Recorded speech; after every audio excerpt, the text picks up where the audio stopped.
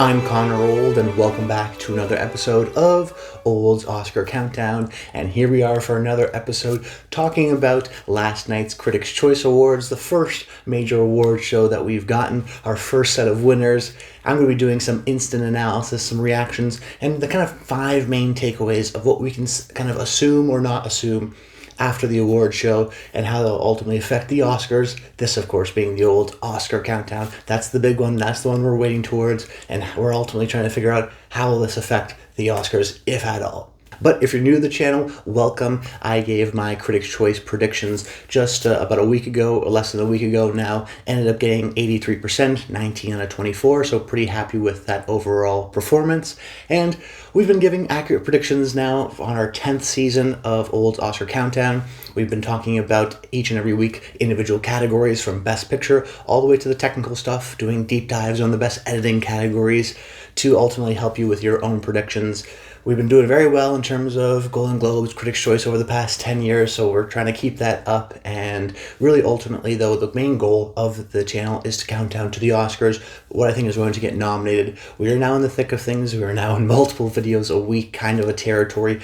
2 days from now, I'm going to be giving my final predictions for the Golden Globes, which is next Sunday. And the next thing you know, I'm going to be giving my predictions for the Oscar nominations. But on this video, I want to talk about 5 takeaways from the award show that I found that I think will be notable in terms of other people's potential wins at the Oscars, how this will affect the kind of awards race. Will this affect Golden Globes at all? It won't, just because there's not any kind of voting overlap. Voting for the Golden Globes actually closed yesterday or a couple days ago now on the 3rd. So it will be an interesting comparison of the Critics' Choice that are a little bit more aligned with the American branch of the Academy and their taste, whereas the Golden Globes are a little bit more aligned with, I think, international members of the Academy and their taste, just in terms of how the makeup of the voters ultimately ended up being. But let's get into things. I think the first takeaway of the night is that the supporting acting races are really up for grabs.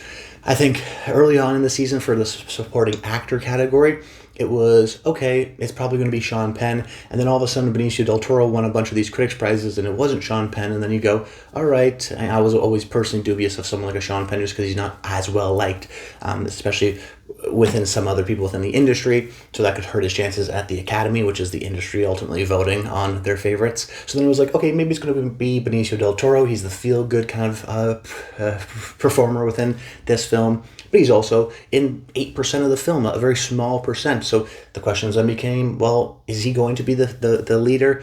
Then maybe it was always Stellan Skarsgård for Sentimental Value, the kind of legacy pick.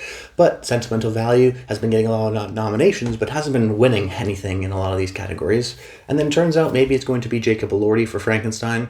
I think what was notable with this win here was just to show me that there is no clear frontrunner. It's not to say that Jacob Elordi will win at the Oscars, but oftentimes, particularly with the Critics' Choice, when we see surprises, it indicates that there's an uncertainty within the category. So, for example, last year, John M. Chu won for Best Director for Wicked. Now, that wasn't the obvious eventual winner at the Oscars, but it was an indication that maybe Brady Corbet, who was the frontrunner for The Brutalist, wasn't as strong of a contender as we thought. That ended up being correct and ended up going to Sean Baker for Anora. Sometimes when we have surprise wins of the Critics' Choice, it's helpful just to look at it more so from this person may not ultimately win at the Oscars, but it does indicate that there's not a clear frontrunner, so much so that we're surprised by a Critics' Choice pick. I think a classic example would be a couple years ago when we had Angela Bassett surprisingly win for Black Panther: Wakanda Forever for Best Supporting Actress.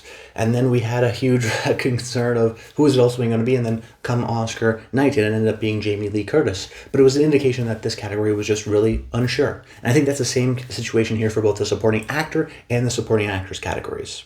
For supporting actor, you can see the rise of Frankenstein over the past really few months, when it had a mediocre response at Venice, now to being a really acclaimed movie. I look at the fact that Elordi is a young up-and-coming actor. There's an excitement around him that I think will appeal to voters. I think it's notable that he's essentially in half of the film. He's essentially the co-lead. They always like that, the Oscars do, when rewarding winners. So maybe he wins at the Golden Globes and surprises everyone again, and then all of a sudden he's the frontrunner to win. I'm not necessarily ready to go there just yet. You'll see my predictions as to who I think is going to win come Wednesday, just a couple days from now, for the Golden Globes. But I think it is an indication for both these categories that the winner isn't very clear. And then on the supporting actress side of things, I think there was a big takeaway for me was that there was a lot of support for Amy Madigan within the room. That doesn't necessarily translate to an Oscar. Just ask someone like a Demi Moore last year for The Substance when she got standing ovations every time she won and then ultimately did end up winning the Oscar. Could follow a similar path. I do still have questions over Weapon's general appreciation within the Academy, which historically hasn't loved horror movies or genre films, and she may be a sole nominee from her movie, so there's going to be some questions on that side, but I thought she had a good speech and just announced herself as a way of, yes, I'm a real contender, yes, I'm a legendary actor who's never won before, and that kind of a narrative does start to build up early on in the season. So Amy Madigan, at one point, I was maybe a little bit more hesitant, and still a little bit hesitant to give her a full nomination in the Best Supporting Actress category. If she, picks up a couple of wins here, she may end up actually winning in an uncertain category. So watch out for someone like an Amy Madigan. Ultimately, to say the takeaway, the number one main takeaway from the show, these supporting actor races, I'm not necessarily guaranteeing that these are going to be the winners, but these main supporting acting categories are up for grabs. They could be any one of these potential contenders.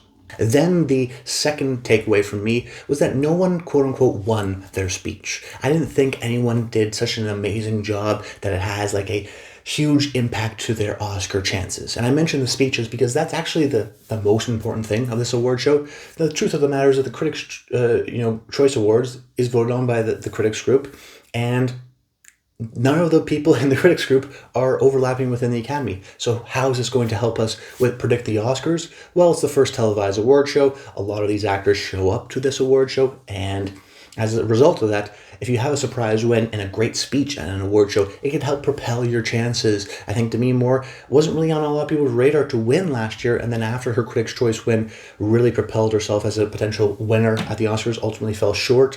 You can see someone like in the past, Brendan Fraser for The Whale winning, I think really helped galvanize his chances at actually winning the category. So speeches are really important. But I thought that for all the four main acting categories, probably Jessie Buckley had the best speech. She's very charming, very winning, but she's the clear frontrunner to win in that category. I don't think she necessarily boosted her chances of winning the Oscar because I was already so confident that she was going to win anyways. If anyone had the best speech, actually, it may have been Timothée Chalamet for Marty Supreme. I thought it was notable just how he mentioned how nervous he was. He felt humble. I think with a lot of people in the press run or even his SAG award-winning speech last year, there was a sense of cockiness to him, which could have bit him later down the road if people thought that he was kind of owed this award and they wouldn't want that kind of desperation or that kind of entitlement. They wouldn't want to reward that. Instead, what I thought with his speech, he emphasized is his humility and the fact that he's genuinely, honored to be up there. I thought that was kind of maybe a good move from his persona. And when you see reactions to the speech, people won't go, oh, he's this cocky, entitled kid. They'll go, he's actually, a sensitive artist. That kind of I think, approach and speech style actually worked from him, but I don't necessarily think it was a viral moment that's going to be shared, that's going to boost his chances even more so.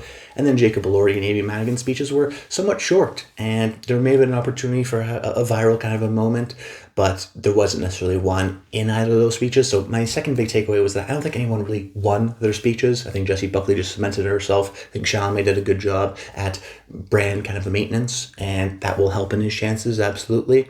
But no one necessarily had an over-the-top great viral speech that people are going to be talking about that can maybe boost their chances for a win. And then my third takeaway was that Paul Thomas Anderson is going to sweep the Oscars and ultimately win Best Director, even if One Battle After Another is not a Best Picture winner. I think it's very, very likely at this point that it's Paul Thomas Anderson's year. Winning here for director solidifies himself as the clear frontrunner, and we've seen this particularly with the directing categories. When it's solidified early on, it pretty much stays that way throughout the rest of the season, whether that be someone like Christopher Nolan for Oppenheimer, or even someone like a Jane Campion for The Power of the Dog.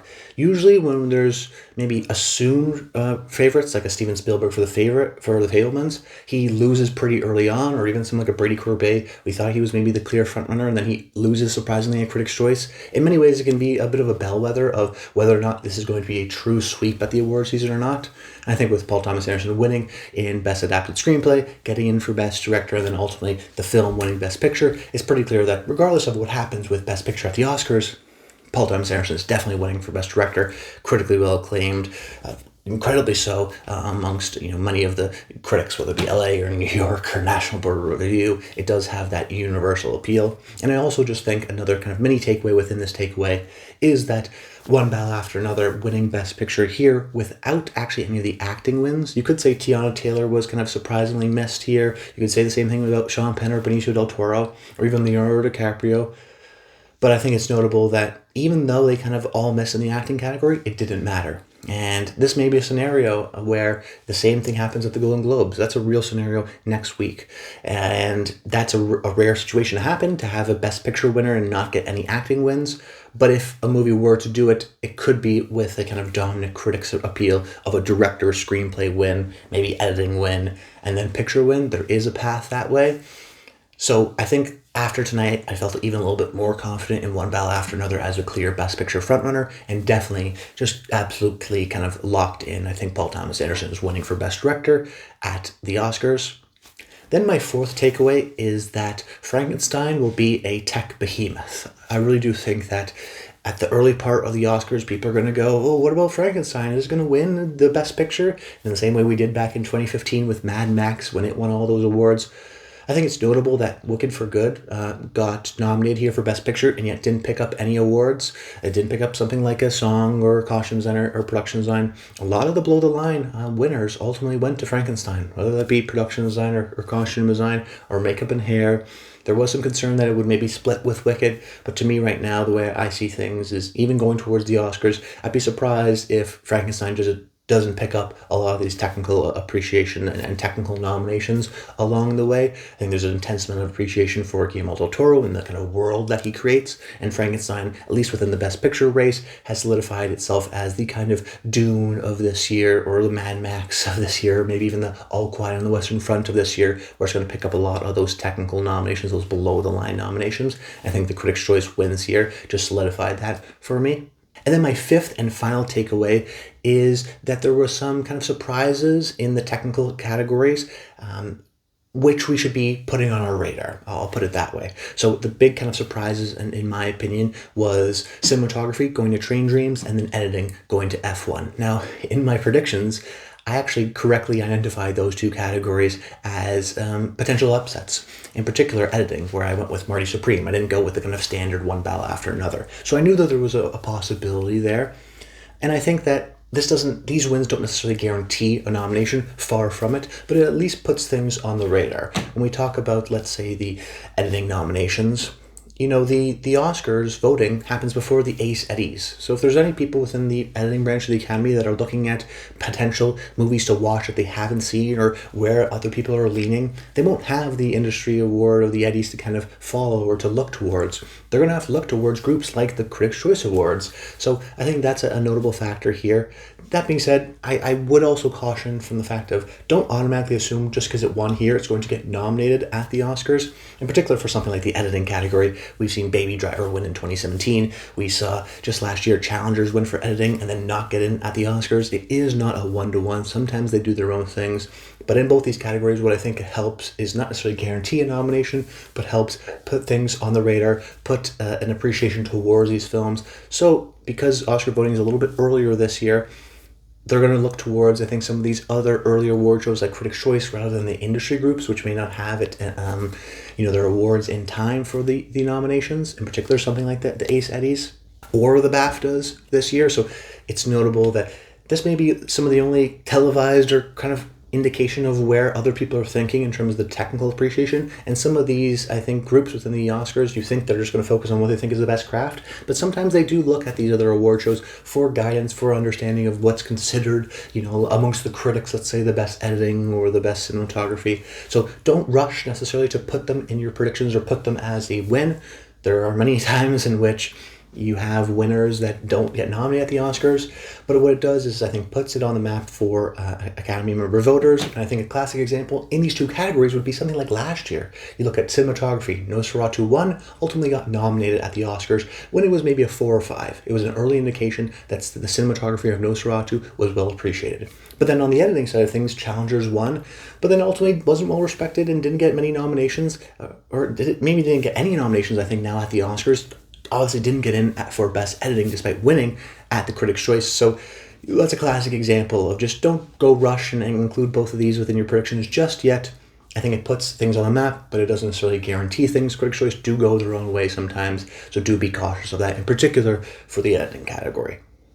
But that's about it. I hope you enjoyed the video. Make sure you comment below. Let me know your thoughts on the Critics' Choice Awards, some of the key takeaways, your thoughts on the speeches, and subscribe to the channel so that you don't miss Wednesday's video, my Golden Globe predictions for the winners, and that should be a lot of fun. And then on next Monday, I'll be giving my reactions to the Golden Globes and what that means, and this in conjunction with Critics' Choice, how that will affect Oscar voting. But that's about it. I hope you enjoyed the video, and until next time, stay tuned.